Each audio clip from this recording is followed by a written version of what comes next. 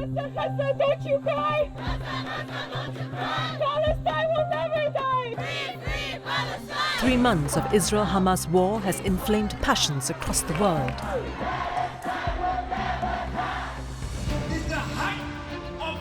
Including Muslim-majority Malaysia and Indonesia. We have always supported Palestine, always. Indonesians empathize or sympathize with the Palestinian cause. From security challenges. Perhaps they would recruit certain people in Malaysia to go back home and to fight for the people in Gaza. To religious tolerance. Bahwa memang di Indonesia itu masyarakat masih sangat anti-Israel dan kalau orang memang tidak suka ya nggak usah kita ganggu, nggak usah kita provokasi. What impact could the war in Gaza have in Southeast Asia? Saya menghimbau kepada bagian keamanan, jangan sangka tenang-tenang ini, tidak ada sesuatu yang akan terjadi.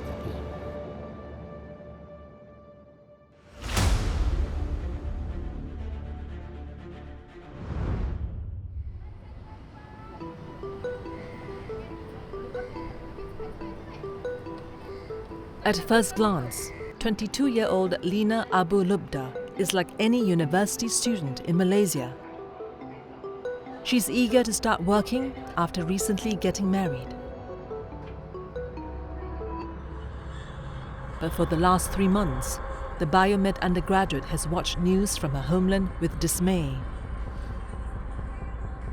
Lina is a Palestinian refugee, one of around 600 living in Malaysia.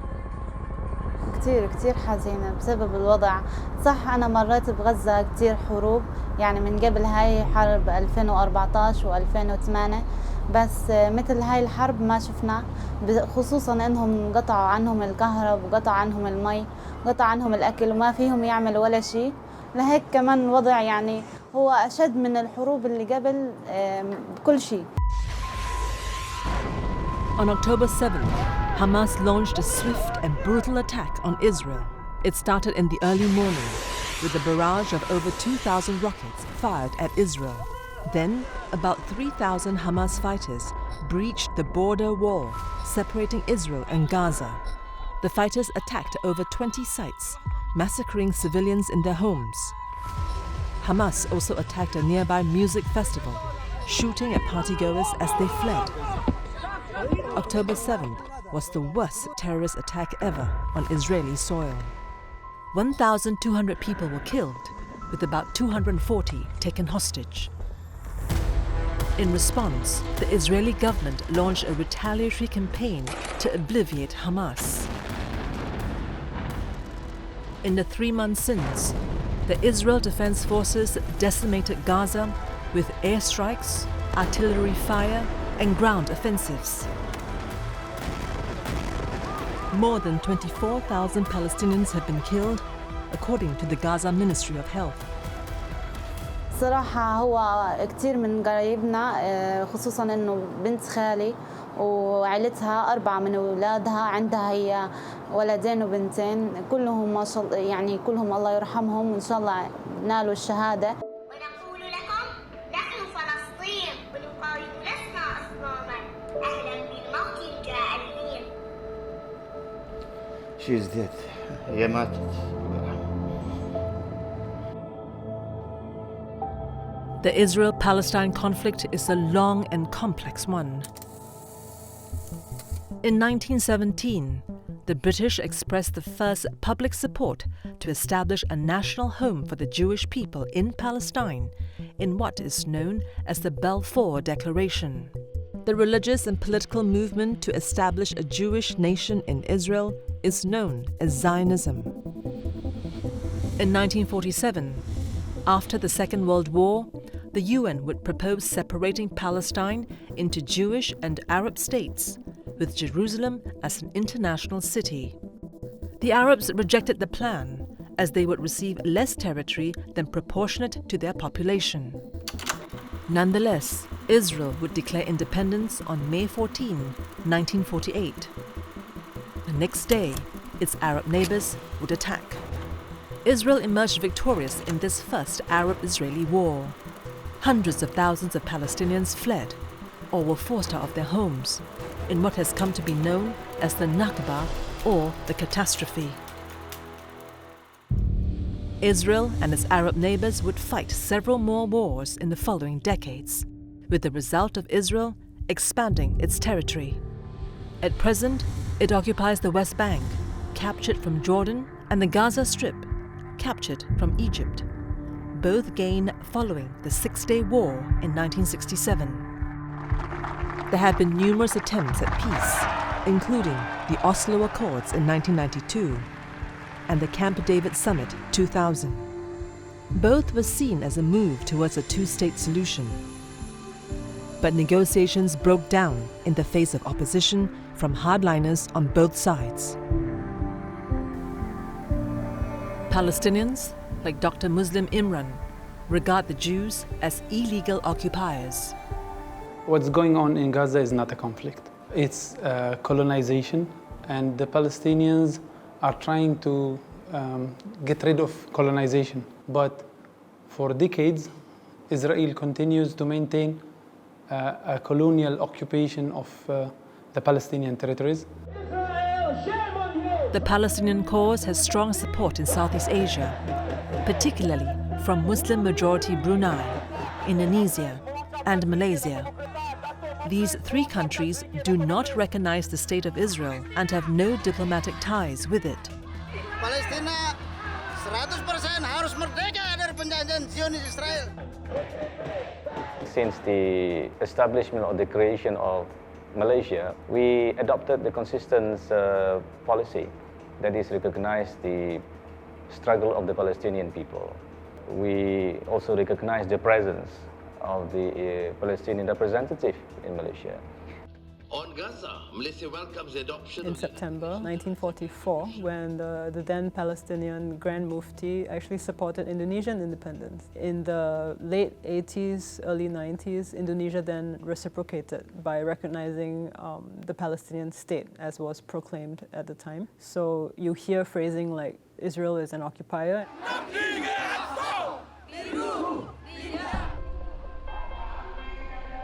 So, after the Israeli offensive, thousands rallied in Indonesia and Malaysia in support of Palestine.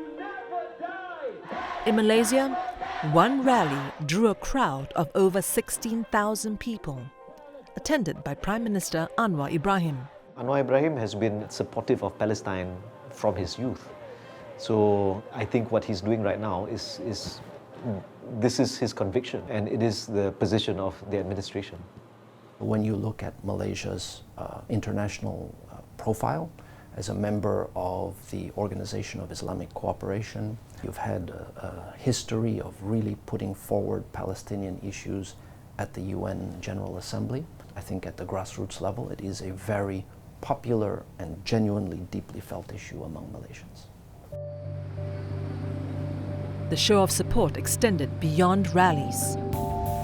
In Indonesia, the country's top Islamic clerical body issued a fatwa, or religious ruling, in support of a boycott of companies linked to Israel. In Malaysia, international brands like Starbucks, Pizza Hut, and McDonald's were targeted.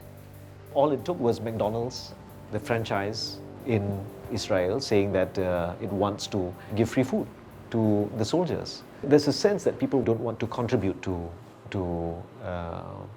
anything that has anything to do with Israel, despite the explanation given by McDonald's in Malaysia, saying that they have nothing to do with the franchise in Israel, that it's 95% owned by an Arab business interest. Then in December, Prime Minister Anwar prohibited ships flying the Israel flag from docking in Malaysia, which had been permitted since 2002. Ships en route to Israel were also banned from unloading goods in Malaysian ports. He said this was in response to Israel's actions that ignore basic humanitarian principles and violate international law. I think this speaks to his own personal commitment to this issue. We can say that it is something that he feels genuinely. This is the first. The second is, and here we come to the politics of it, that we have a parliamentary opposition that has an Islamist party in it, PAS, that has been doing very well in the northern part of the state and is making incursions into other parts of the country. And this is an area where politically he is vulnerable, so it is in his interest to move into these areas and to talk about them.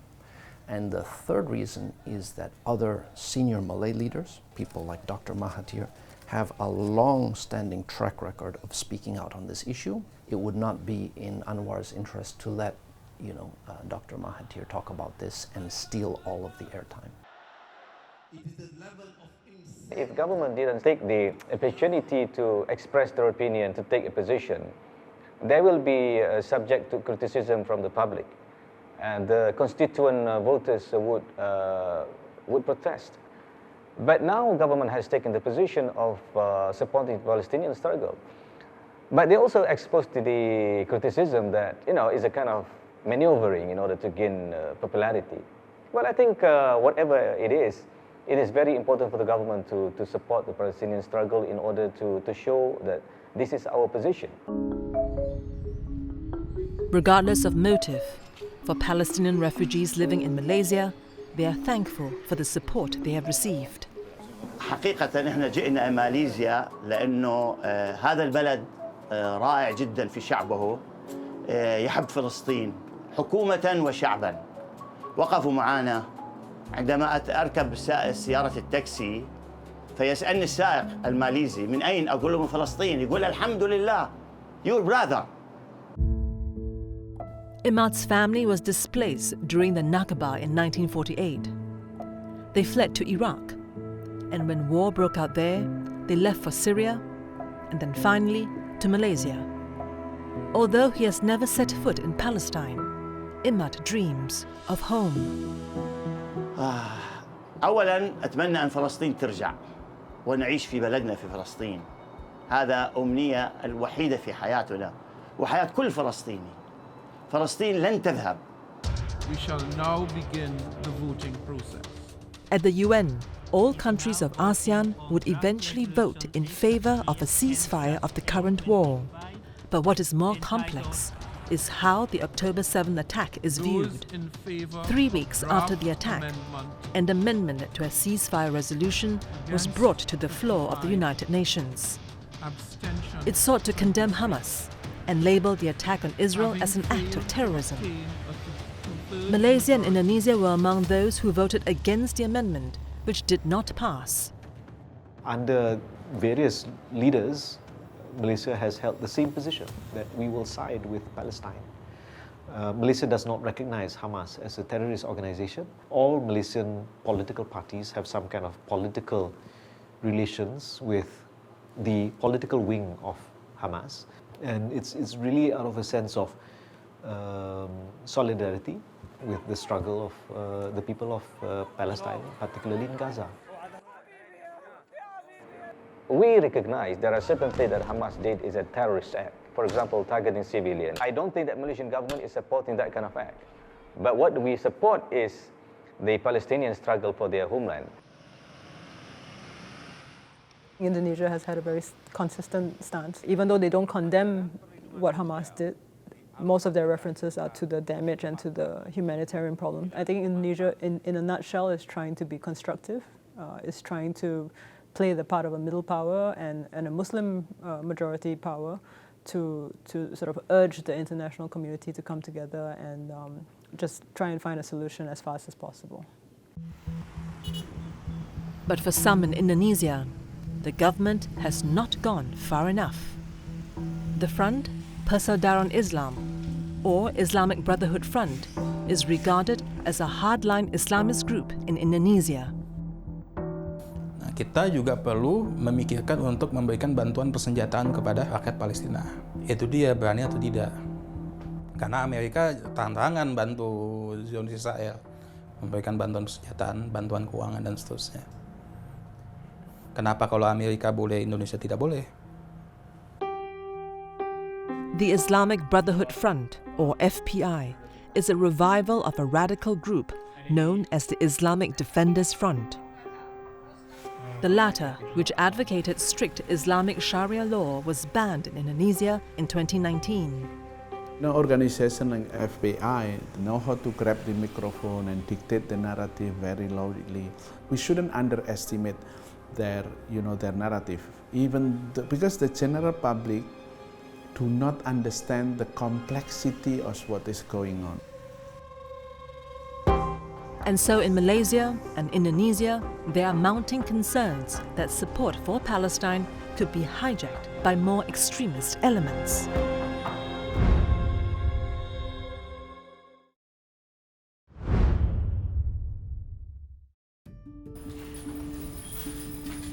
"27-year-old Muhammad Iqbal Ramadan works at a quail farm in West Java. At 7 a.m. every day, he feeds the quails and collects the quail eggs. The rest of the day is spent cleaning the cages. His daily routine is a far cry from the life he left behind. Iqbal was once a militant in the terror group Jemaah Islamiyah, or JI. He had joined the outfit in 2016. Tidak langsung kita dikenalkan kepada jihad terus amaliyah yang ada gitu di Indonesia itu tidak langsung. Tapi kita tetap kaji Al-Quran, hadis dulu ya, memperkenalkan dasar-dasar dulu keislaman. Saya pada akhirnya diseleksi untuk mengikuti sasana. Sasana ini bisa dibilang tim khusus, pasukan khususnya Jamaah Islamiyah untuk pergi keluar, bisa dibilang jihad global ya. Kita dikirim pada waktu itu sedang panas-panasnya Suriah antara rezim Bashar Assad sama penduduk sipilnya seperti sekarang Zionis sama Palestina. Iqbal was stopped by Turkish security before he could enter Syria. He was deported back to Indonesia and jailed for 3 years. In prison, Iqbal was introduced to a de-radicalization program run by Indonesia's counter-terrorism squad, Densus 88. This quail farm is part of the program known as Di Bintal, which means near the stars. Nah, di sini ada ternak puyuh yang memang dikelola sama teman-teman, sama ex-napiter ini, ya untuk menompang ekonomi mereka gitu. Hendro too was a former terror convict. Conflicts in the Middle East have often been used as a recruitment tool for radical groups. Witnessing the war in Gaza now, Hendro admits he might have once been swayed. Saya rasa nggak adil nih, Islam lagi ditindas, kan narasi seperti itu. Jadi memang selain pemahaman, keadilan itu juga punya potensi untuk bisa merekrut orang-orang ya berbuat lebih jauh lagi gitu. Radicalization is not religious phenomenon. Radicalization is a psychological phenomenon. Given the right circumstances, it can happen to anyone, any group, and even a country. We have seen what happened in Afghanistan, we have seen what happened in Syria, and now we are seeing what happened in the Middle East, especially in Israel and Hamas. The potential of mobilization of Southeast Asian to participate actively in that conflict we cannot rule out. Indonesia and Malaysia have experienced several domestic terrorist attacks in the last 2 decades. JI claimed responsibility for the 2002 Bali bombings that killed 202 people. Then, in 2003, the Marriott Hotel in Jakarta was bombed.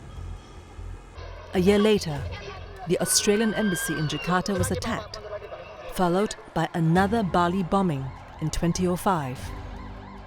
Bom Bali 2002 ini juga, ini merupakan suatu momentum dan titik balik untuk mulai melakukan modernisasi daripada proses penyidikan dan mulai membongkar suatu jaringan terorisme yang ada di Indonesia. Dan juga kita sejak itu kita mulai mengetahui adanya jaringan yang mengendap di dalam sel-sel di wilayah Indonesia seperti itu. Kenapa kemudian bom Bali 1 ya? Karena bahwasanya aksi yang di sana itu ada retaliasi atas aksi Israel di Jenin. Ya itu kan artinya ada gitu, apalagi yang sekarang. Nah itu yang menurut saya, tapi konteks 2001 dengan 2023 hari ini itu berbeda. Di mana berbedanya Pak? Di mana sekarang negara punya kekuatan penuh untuk mencegah aksi terorisme. In the month of October 2023, counter-terrorism officers in Indonesia arrested 59 militants suspected of planning to disrupt the upcoming election in Indonesia. The suspects allegedly belonged to JI and another Islamic State-linked group, Jama'ah Ansharut Daulah. Yang jelas bahwa ideologi teroris ini tidak bisa menerima pemilu, ya, sehingga potensi gangguan itu pasti ada. As for Malaysia, an Islamic State-linked group carried out the country's first terror bombing at the Movida nightclub in 2016.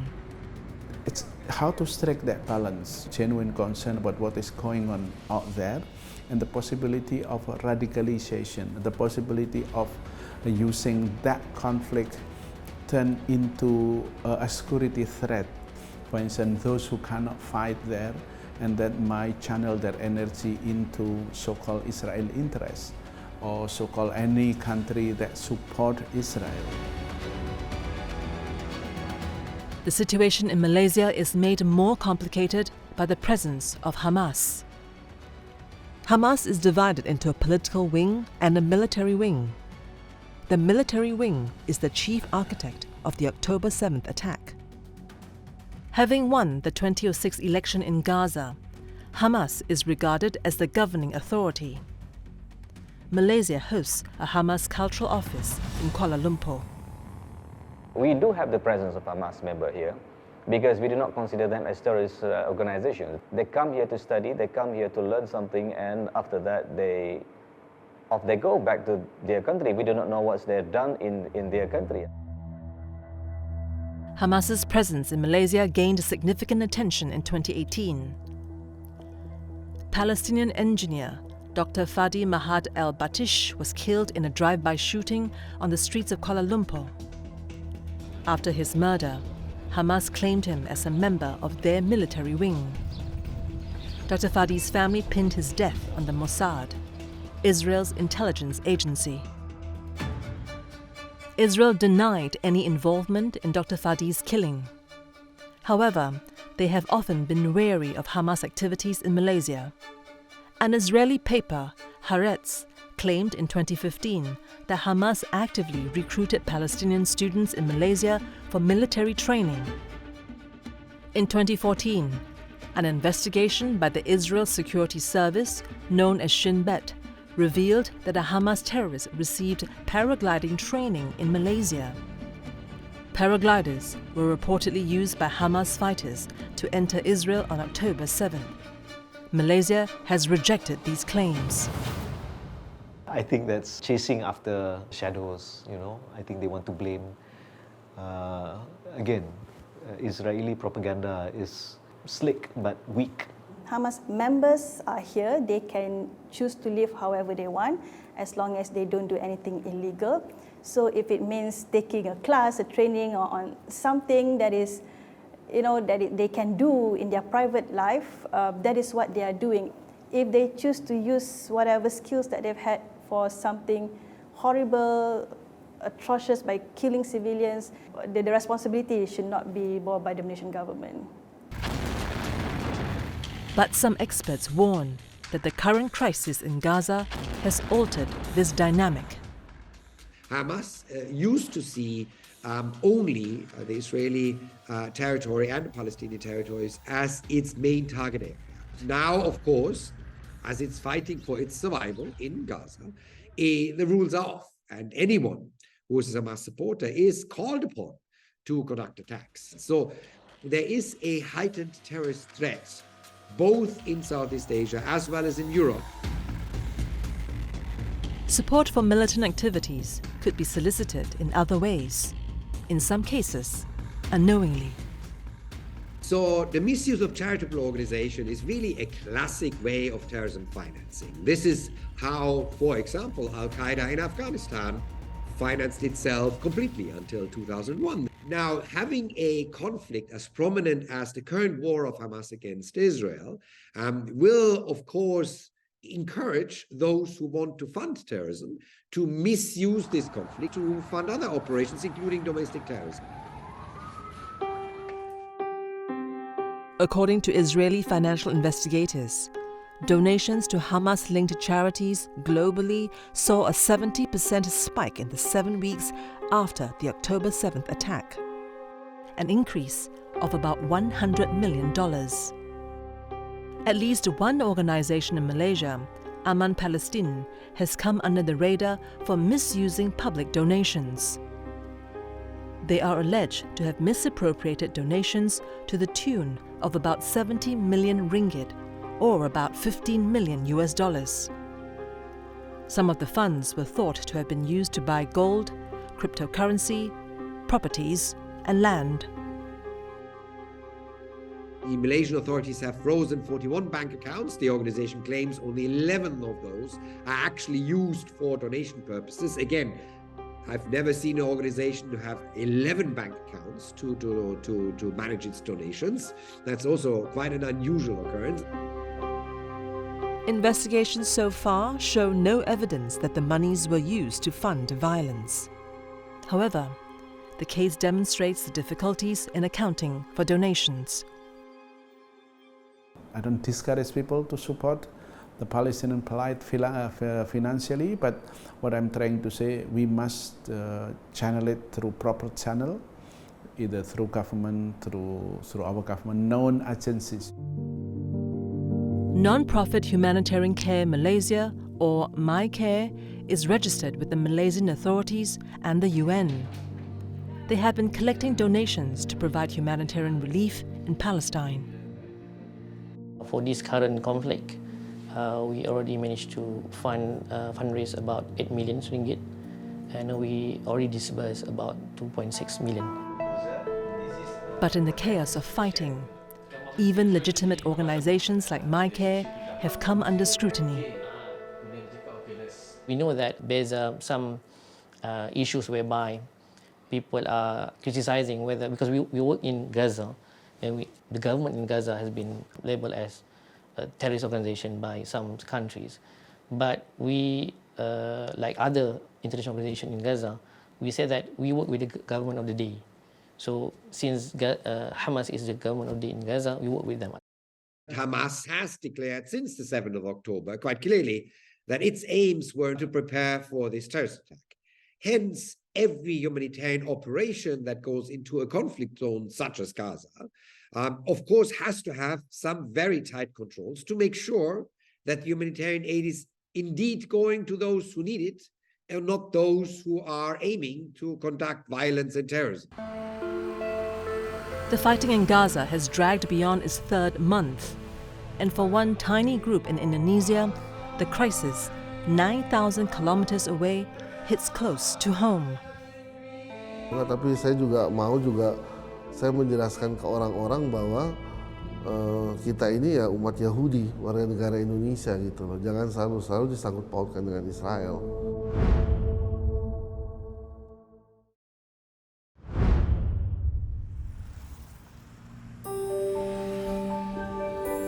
In Manado City, North Sulawesi, Indonesia, lies the Jesus Blessing Monument.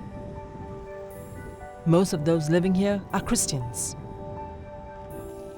Christians make up 10% of Indonesia's population. About an hour's drive away, on the edge of the town of Tornado, is an even smaller minority. Here sits Indonesia's only Jewish house of worship, the Sha'ar Hashemayim Synagogue. Kita lanjut ke sebelah sana. Ini adalah bangunan sinagoga. Bangunan ini sudah ada sejak tahun 2004, tapi baru diresmikan oleh Bupati Minahasa tahun 2019, selesai direnovasi seperti ini.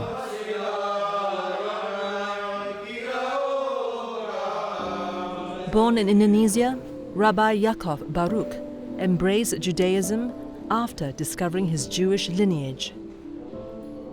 Saya mulai tertarik dengan agama Yahudi itu setelah masa SMA.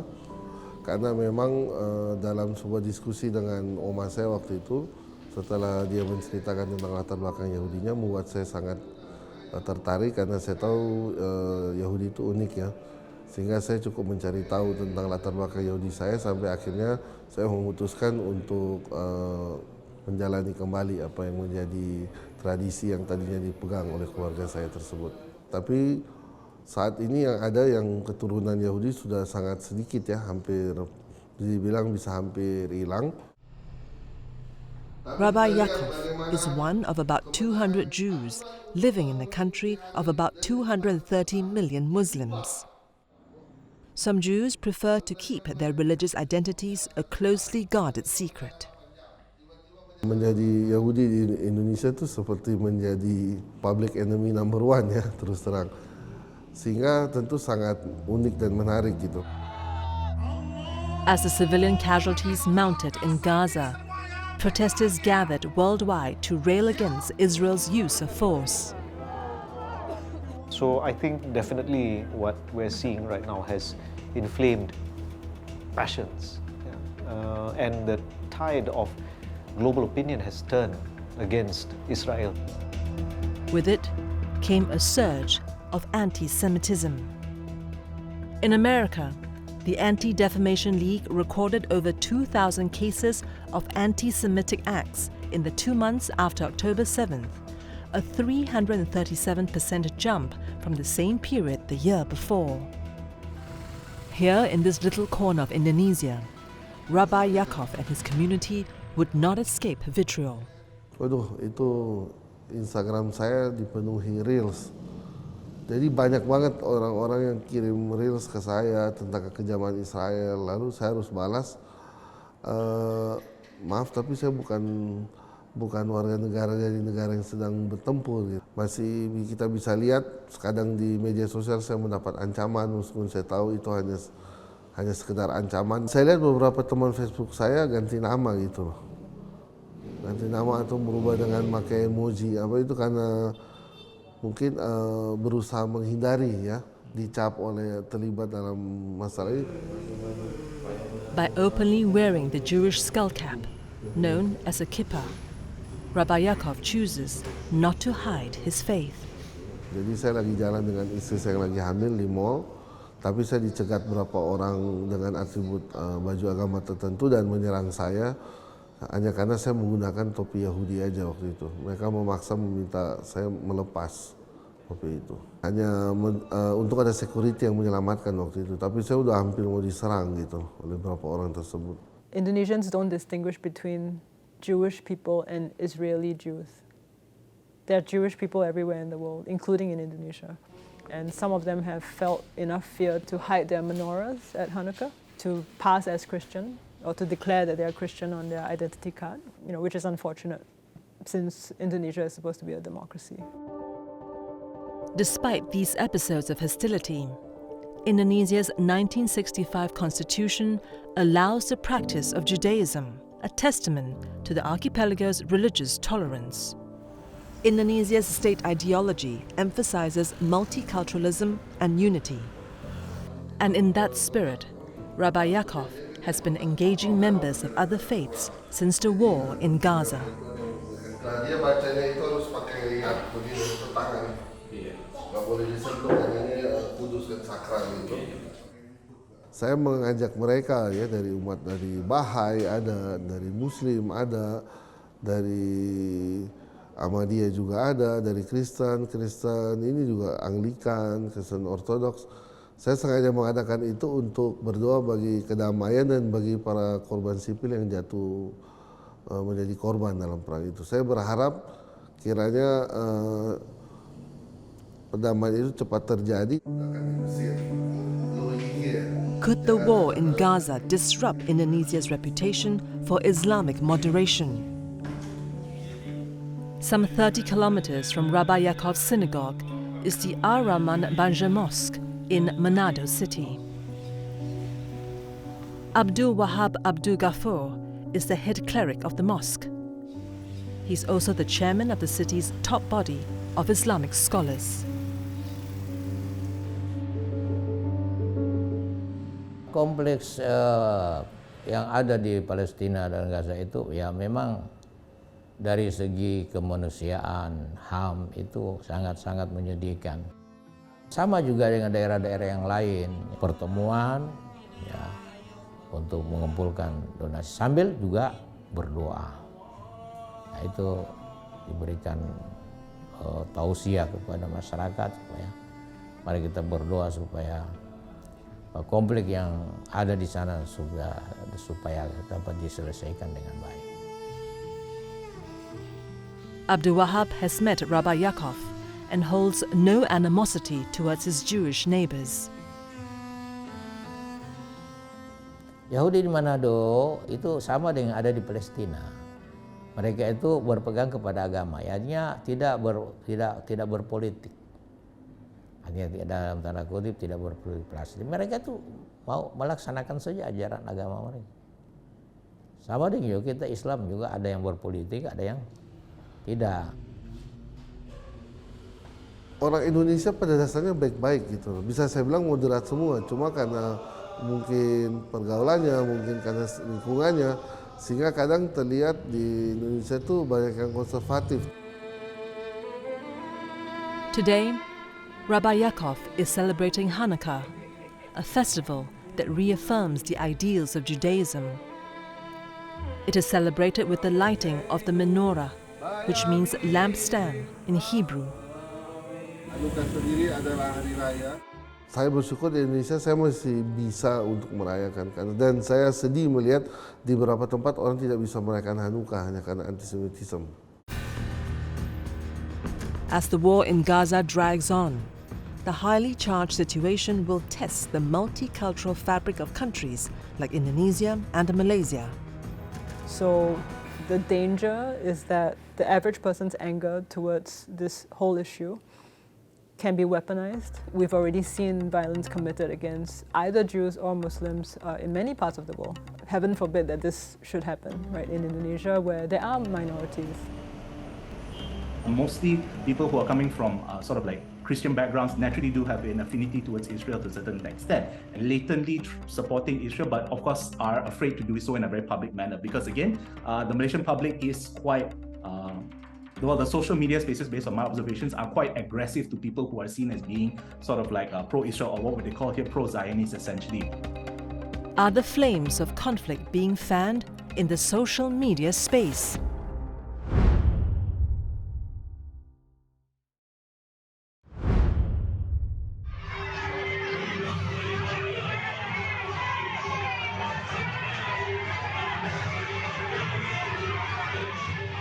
In a video that went viral last October, some women brandished toy guns, while others paraded keffiyeh scarves around their heads like militants. The controversy? These are Malaysian school teachers. Other videos showed students touting replica weapons and reenacting combat actions. These took place during Palestine Solidarity Week, an initiative by Malaysia's Education Ministry. I think the intention was good because the minister had wanted it to be a humanitarian issue. But we were apprehensive because it could have easily turned into a religious issue. Because I think for a long time, the Muslims in this country have always thought it was a religious issue when it never was. The Palestine issue is actually a land issue, which is why I think the non-Muslims and the non-Muslim parents were very concerned. Some of them didn't send their children to school that day, on the first day. So it's really just an act. So this is not what we want. It doesn't help our kids, our students, to understand the issue. The program was meant to educate students about human rights and compassion. However, once the viral videos emerged, the Ministry of Education released fresh guidelines prohibiting replica weapons and confrontational elements. We saw that there were some schools taking initiative on their own without alerting the Ministry of Education that the minister and the ministry decided that there needs to be better guideline. It's more to provide a safe space for teachers and students to communicate about what is happening in Gaza. I think it was more a case of ignorance by the teachers. Because if you don't read about the history of Palestine, you won't know. It's so easy to just jump and turn it into a religious issue. What the episode highlighted is that the war in Gaza is filled with historical and political complexities. And what alarms observers is how the conflict is playing out on social media, a platform ill-suited for nuance and context. There is an element of emotiveness or emotions being integrated into sort of like news and also of course on social media. People could actually sort of like transmit sort of like war scenes happening in real time. It's drastically changing the nature of how the news is being presented. Looking at the picture, looking at the footages, baby crying, the attack, they create anger, create emotion. The jihadis, the radical, they use the narrative. Look, Islam has been oppressed. It's time for us to fight back. Indonesia-based fact-checking outfit Mafindo is monitoring how the war in Gaza is being told on social media. According to a government survey, 30% of Indonesians view social media as a trustworthy source of information. In a country with over 190 million active social media users, Mafindo is especially concerned with separating fact from fiction. Cenderung tidak mau mengambil sumber-sumber dari media-media mainstream dari barat gitu ya, karena dianggap bias gitu ya, dianggap memiliki standar ganda. Jadi akhirnya mereka mencari sumber-sumber lain dan kebetulan karena media sosial itu menjadi sarana, kemudian berbagai macam informasi muncul di sana. Ketika sebuah video yang palsu tetapi kemudian bisa dipercaya oleh masyarakat, kemudian bisa membuat masyarakat menjadi marah, kemudian juga mungkin melegalkan tindakan-tindakan anti kemanusiaan terhadap orang lain. Ya, ini video terkait dengan yang mengklaim bahwa polisi Israel itu mencekik anak Palestina di kedutaan Amerika di Yerusalem. Padahal kalau misalnya kita cek, ini kejadiannya ada di Swedia pada tahun 2015. Pemuda tersebut itu diamankan karena tidak membayar tiket kereta api, gitu ya. Nah itu faktanya. Kalau ini dinarasikan kejadian di Palestina tentu menjadi informasi yang sangat emosional gitu ya di tengah situasi konflik yang terjadi sekarang ini. But in trying to debunk disinformation, Mafindo is finding that their reach is limited. Disinformation is often spread in private chat groups where fact-checkers have no access. Mereka akan diajak ke grup-grup yang sifatnya sangat tertutup itu. Yang kita tengok sih yang saat ini seperti yang paling banyak digunakan Telegram. Kenapa Telegram? Ya karena memang Telegram itu adalah platform yang boleh dikatakan sulit sekali dilakukan sensor ya. The amount of misinformation we have seen in relation to this conflict, it surpasses previous conflict, including the Russia-Ukraine war. Why are they pushing misinformation? It's important for every party which is involved in this conflict to control the offline narrative with what's happening in the region. But it's equally important for them to control the online narrative. And no best way than social media. I think it would be naive to say that the terrorists are the only ones who's creating misinformation. It's any group that kind of has something to gain. Saifuddin has also noticed a new trend in the current conflict. If you look at an image of a kid with a dead mother next to it, again is going to evoke strong responses in you, right? No matter which side you take. But if you look closely, you will see the problem with this image. The kid has 6 fingers. So it's an AI-generated image. So I think this is the first international conflict that we are seeing where the use of AI is extensive. This is the first time that deepfake images are being used to sway opinion. Numerous studies have shown that social media is making us angrier. As algorithms prioritize engagement, the most emotive posts get the most clicks, a term known as rage baiting.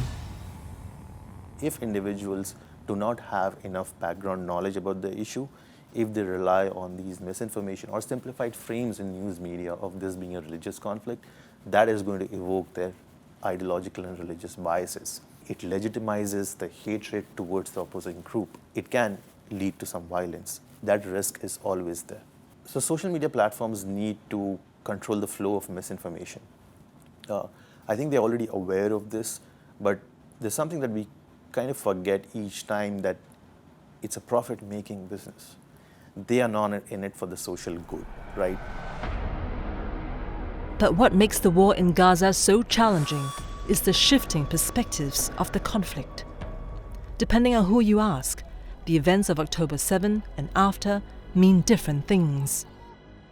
I mean, obviously, October 7 should have made clear to any government in the world what the nature of Hamas is. They were very, very clear that their aim is not developing Gaza, or is not developing a democratic system, but to attack and eradicate Israel. So I don't know what your definition of terrorism would be to not consider this a terror organization. Enggak. Hamas adalah organisasi yang memperjuangkan kemerdekaan rakyat Palestina. Kita menolak Hamas dikatakan teroris, karena Hamas adalah elemen dari perjuangan rakyat Palestina. We recognize the right of the Palestinian people to fight against the Israeli occupation and aggressions. But we also condemn the act of 7 October attack, because that is inhuman, that is against humanity. However, Israel, it seems to me that when overboard by attacking civilians, by killing the women, by killing the children. 3 months on, and the war in Gaza continues. What comes after and how peace will follow is unclear. But even when it ends, the echoes of this conflict may be felt for some time to come, even here in Southeast Asia. Saya menghimbau kepada bagian keamanan, jangan disangka tenang-tenang ini tidak ada sesuatu yang akan terjadi, tapi kita harus waspada. I hope that both nations, Israel and Palestine, can find the way forward. I think that is the hope for the world too. Kenapa saya tidak mau mengambil sikap membela terlalu berat, condong ke sebelah mana? Karena sebenarnya ini konflik yang harus diselesaikan gitu. Karena buat saya itu kerukunan atau perdamaian itu sangat mahal. Kalau kita udah di situ kemudian kita rusak, berarti kita tidak menghargai hidup ini, value yang ada pada hidup kita ini gitu. Jadi ini harus kita benahi.